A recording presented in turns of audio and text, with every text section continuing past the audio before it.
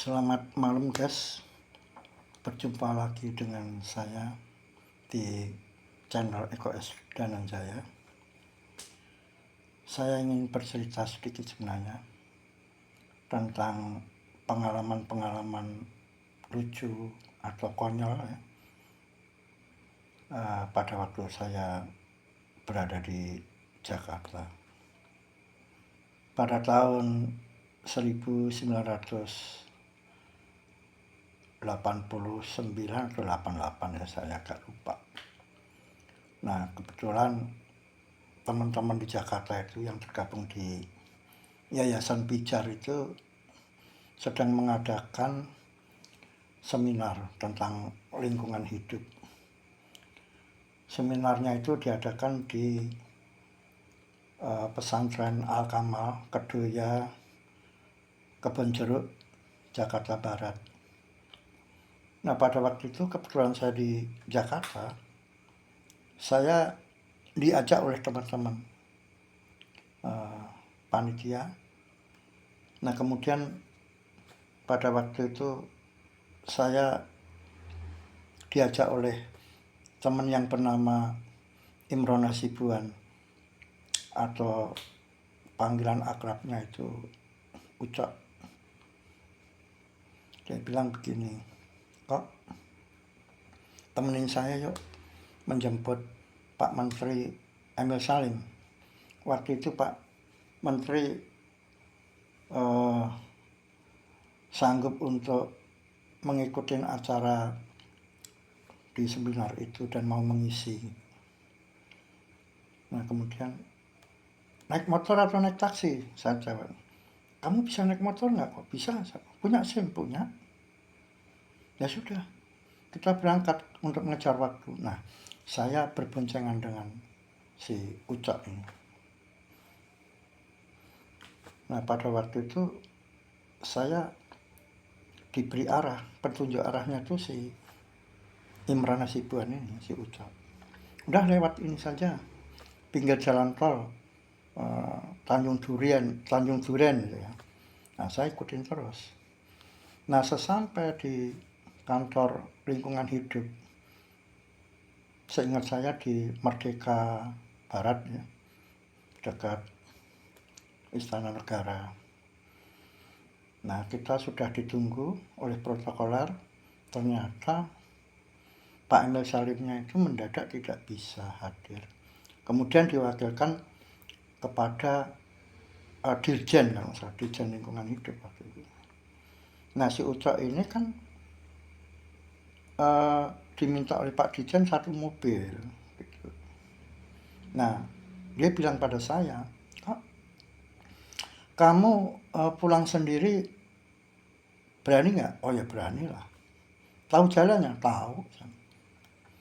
Nah, saya kan setel yakin ya, orang daerah yang baru masuk Jakarta belum tahu semua jalan-jalan di Jakarta. Sebenarnya saya ini orang yang senang dengan tantangan ya, challenge. Nah, sehingga saya memberanikan diri padahal saya belum tahu jalan. Kalau di Jakarta Timur saya memang sedikit banyak mengerti lah, karena teman-teman itu banyak yang tinggal di daerah Jakarta Selatan, Jakarta Timur, itu sedikit banyak saya tahu jalan. Nah, kalau Jakarta Barat, Jakarta Utara itu saya memang belum banyak. Nah, dengan demikian si Ucok ini kemudian naik mobil ya, satu mobil dengan Pak Dirjen menuju ke tempat seminar tadi di Kedoya. Nah, saya itu diperkirakan oleh Ucok itu duluan karena saya naik motor kan. Nah, ketika sampai jalan Selipi, kemudian saya menuju Es Parman, ke barat terus sampai Tomang. Nah, saya itu sok tahu. Saya langsung masuk ke kiri kan, naik motor. Tiba-tiba ada yang nyemprit saya. Prit! Saya, waduh, Pak polisi nih, saya salah jalan. Saya sadar. Nah, pada waktu itu motor itu sudah masuk jalan tol gitu loh. Makanya saya disemprit oleh polisi, disuruh berhenti. Tapi saya nggak berani, karena kalau saya berhenti, saya pasti akan bisa ditabrak oleh kendaraan. Karena itu kan satu arah highway ya. Udah saya tancap gas terus.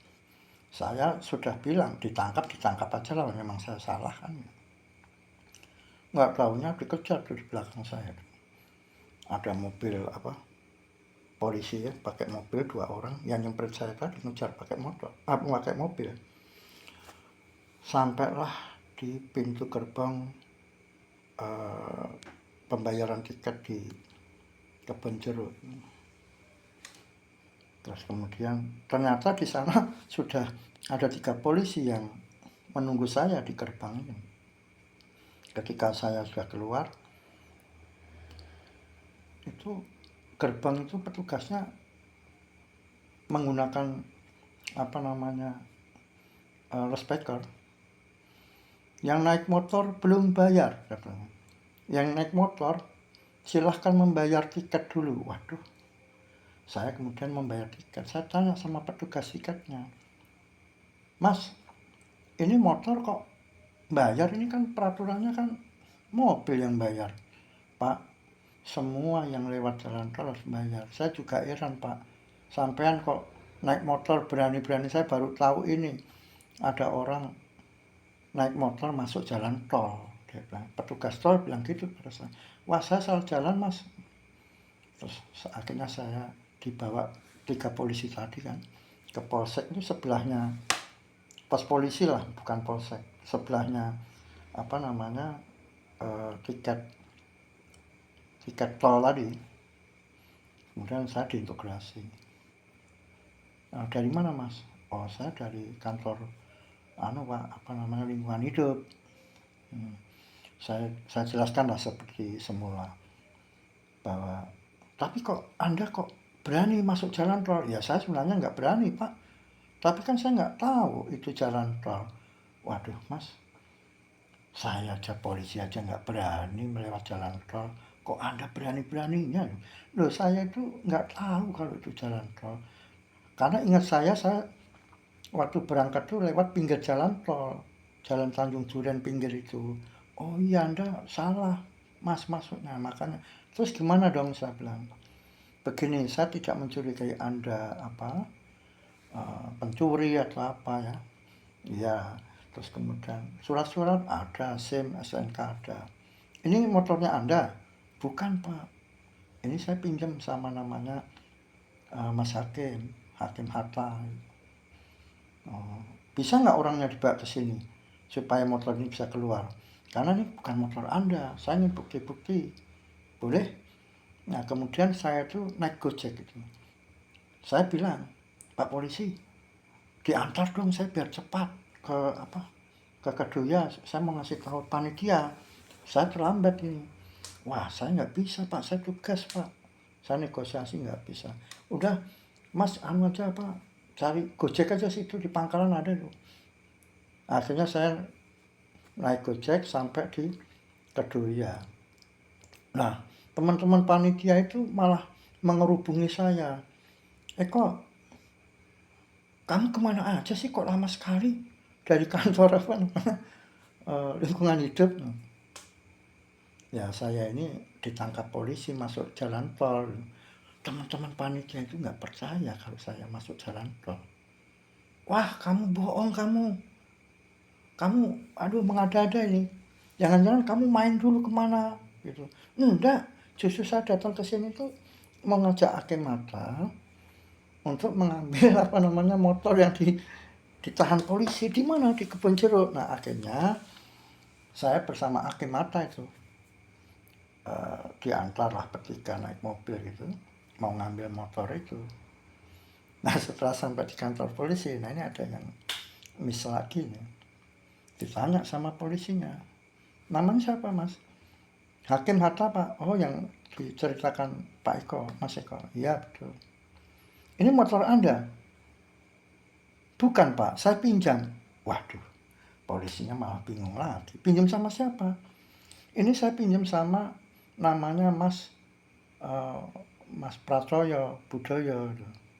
Orangnya ya ada di rumah, Pak. Lah, Mas Eko sini, saya kan minta yang menghadirkan yang punya motor ini Pak Hakim Mata kan pinjem juga gitu. Saya kan nggak tahu Pak ini motornya siapa. Memang nggak bisa diambil Pak, nggak bisa. Saya kan bilang sesuai yang punya STNK ini ya, namanya Mas Pracoyo. Akhirnya kami bertiga dengan hakim itu nyari rumahnya Pracoyo yang punya motor. Ada di Jalan Tebet lah, Tebet mana saya agak lupa ya. Kemudian Pracoyo itu sudah tidur, sudah jam 11 malam kan, kita ketok-ketok pintunya. Terus dia keluar, ada apa? Kok malam-malam begini? Ya saya jelaskan, ya ini motormu ditangkap polisi gara-gara saya masuk jalan tol gitu. Pracoyo ya antara mau tertawa dan juga nggak percaya gitu masuk jalan tol, gimana motor kok masuk jalan tol. Akhirnya ya sambil ngantuk-ngantuk lah saya paksa lah ke Kebon Jeruk jam 11 malam itu. Nah terus setelah ditanya polisi di pos itu, ini namanya Mas Pracoyo. Iya betul Pak. Meminjamkan motornya ke Mas Hakim. Iya Pak. Lah Mas Hakim ini meminjamkan ke Pak Eko gitu loh. Oh saya malah nggak tahu Pak. Nah kalau meminjamkan itu harus tahu Pak. Ini Mas Eko ini satu-satunya orang yang saya ketahui masuk jalan tol selama saya bertugas di pos polisi Kebon Jeruk. Dia bilang, oh. Terus pekerjaan Bapak apa? Kata Mas Pracoyo, wartawan Pak. Oh Kompas ya? Ya Pracoyo juga namanya lucu juga ya. Dia bukan wartawan Kompas. Saya bilang, iya Pak. Terus, oh yang punya Pak Yakub Utama ya? Iya. Nah polisi itu dengan sangat hormat gitu dengan Pak Yakub. Ya udah begini, kasih saran. Kalau meminjamkan motor pada orang yang jelas dan yang tahu jalan. Nah ini Mas Eko ini, saya aja polisi aja nggak berani masuk jalan tol. Dia malah masuk jalan tol. Ya ini untuk pengalaman Pak, saya bilang saya ini sebenarnya tidak tahu jalan Jakarta ya, tapi saya memberanikan diri. Ya itu bahaya Pak, masuk jalan tol. Ya jadi akhirnya kami berempat ya, keluar dari pos. Akhirnya motor itu dibawa pulang sama si Pracoyo ini ke Tebet. Nah, kami bertiga. Jadi itulah cerita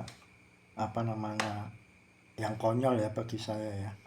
Pengalaman hidup satu-satunya orang yang pernah masuk jalan tol ya.